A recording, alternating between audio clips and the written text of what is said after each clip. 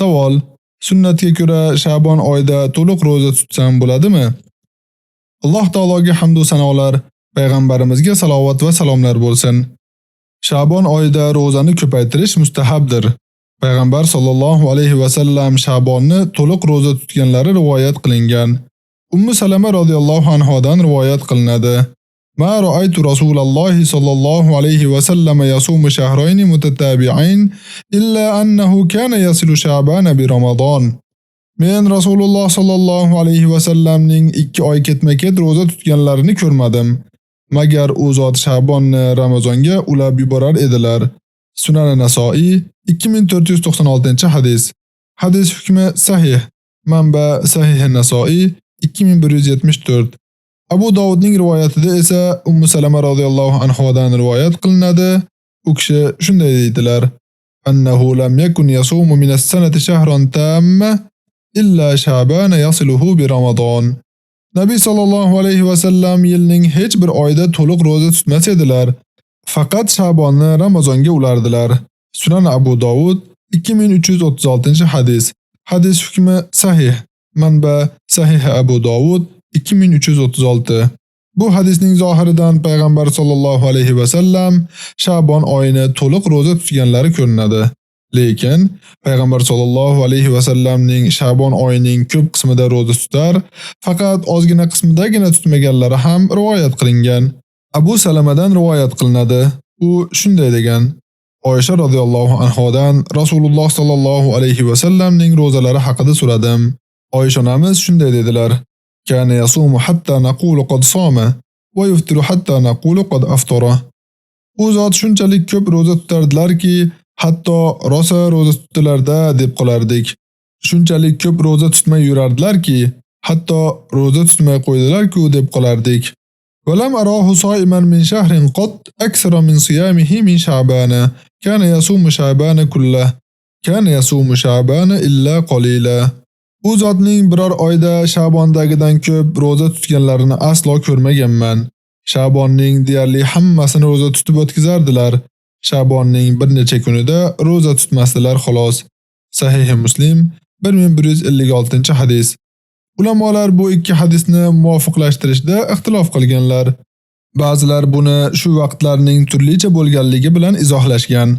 Payg'ambarimiz sollallohu alayhi va sallam ayrim yillarda Sha'bon oyida to'liq roza tutgan bo'lsalar, boshqa yillarda esa uning ko'p qismida roza tutib, faqat ozgina qismidagina roza tutmaganlar. Shayx Ibn Boz, Alloh u kishini rahmat qilsin, shu fikrni bildirganlar.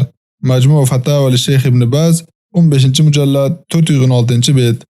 Boshqalar esa payg'ambar sollallohu alayhi va sallam Ramazondan boshqa biror oyda to'liq roza tutmaganlar deb Ummu Salamaning hadisini u zotning Sha'bonning ozginasidan tashqari roza tutganlar deb ta'vil qilishgan. Ularning aytishicha, arab tilida kishi oyning aksariyatini roza tutsa, oyni to'liq tutdi deb aytish joizdir. Hofiz aytadi: Oysha radhiyallohu anhoning hadisi Ummu Salama radhiyallohu anhoning hadisidagi u zotning biror joyda Sha'bondagidan ko'p roza tutganlarini aslo ko'rmaganman. Sha'bonning deyarli hammasini roza tutib o'tkazardilar. Sha'bonning bir necha kunida roza tutmasdilar xolos degan so'zdan maqsad uning aksariyatini roza tutganlarini bayon qiladi. Termiziy Ibn Muborakdan rivoyat qiladi. U kishi aytgan: Arab tilida kishi oyning aksariyatini roza tutsa, oyni to'liq tutdi deyish joizdir. Tibi aytadi: Buni u zot ba'zan Sha'bonni to'liq, ba'zan esa aksariyatini tutganlar deb tushunish kerak, toki u Ramazon kabi to'liq vojib degan gumon paydo bo'lmasin. Hofiz aytadi: Birinchi qavl to'g'riroqdir. Iqtibos tugadi.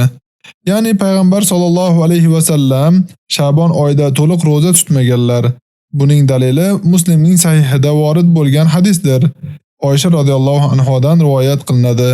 U kishi shunday deydilar: Rasululloh sallallohu alayhi va sallam bir amalni qilsalar, bardavom qilardilar. Kechasi uxlab qolsalar yoki bemor bo'lib qolsalar, tungi namozning qazosini kunduzi 12 rakat qilib o'qirdilar. Rasululloh sallallohu alayhi va sallamning biror kecha to subhga qadar qoyim bo'lganlarini ko'rmaganman. U zot Ramazondan boshqa oyda uzluksiz roza tutmaganlar. Sahih Muslim 746-hadis. Yana boshqa hadisda Ibn Abbos radhiyallohu anhudan rivoyat qilinadi. U kishi shunday deydi: "Ma soma an-nabiy sallallohu alayhi va sallam shahran kamilan qat ghayra Ramazon." Nabiy sallallohu alayhi va sallam Ramazondan boshqa payt hech qachon bir oy to'liq roza tutmaganlar. Sahih Buxoriy 1971, Sahih Muslim 1157-hadis. Sindi Ummu Salamaning hadisi sharhida shunday deydi: Sha'bonni Ramazonga ulab yuborardilar degani, ikkala oyda ham roza tutardilar. Zohiridan u zot Sha'bonni to'liq tutganlari ko'rinadi, lekin buning aksini ko'rsatuvchi rivoyatlar kelgan. Shuning uchun buni u zot bu oyning aksar kunlarida tutganlar, go'yoki hammasini tutgandek va uni Ramazonga ulaganlar deb tushuniladi. Agar Sha'bon oyida ro'zani ko'paytirishning hikmati nima deb so'ralsa, buning javobi quyidagicha. Hofiz aytadi: Bu borada eng avlosi Naso'i va Abu Dovud tomonidan rivoyat qilingan hamda Ibn Huzayma tomonidan sahih deb topilgan Usoma ibn Zaydning hadisidir. Usoma ibn Zayd radhiyallohu anhu dan rivoyat qilinadi: Men, yo Rasululloh, oylardan birortasida Sha'bondagidek roza tutganingizni ko'rmadim dedim. U zot sallallohu alayhi va sallam shunday javob berdilar: Zalika shahrun yaghfulun nasu anhu bayna Rajab va Ramazon, va huwa shahrun turfa'u fihi al-a'mal ila rabbil alamin, fa uhibbu an yurfa 'amali va ana so'im. Bu shunday oyki odamlar Rajab va Ramazon orasida undan g'aflatda qoladilar. Vaholanki bu oy amallar olamlar Rabbisi huzuriga ko'tariladigan oydir. Men esa amalim ro'zador holimda ko'tarilishini yaxshi ko'raman. Sunan Naso'i 2678-hadis. Hadis hukmi hasan. Manba Sahih Naso'i 2356. Vallohu a'lam.